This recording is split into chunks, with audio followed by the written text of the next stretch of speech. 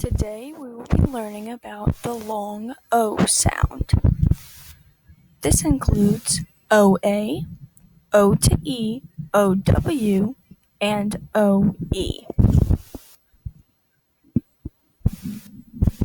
Sound OA.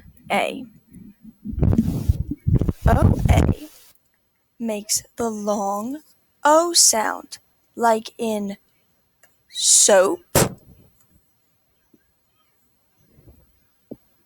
coach, soak, and float. As you can see, OA is always in the middle of a word. Sound O to E. The sound OE means that E is at the end of a word and it makes the O say its name. Remember, because the E always bullies the O to make it say its name. Like in mode, hope, code, nope.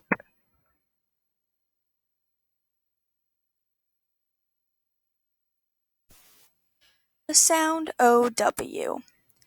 The two letters OW together make the long O sound. Normally, OW is at the end of a word or at the beginning of the word, like in snow, glow, grow, own.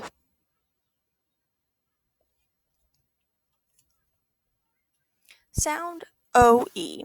The two letters OE together make the long O sound.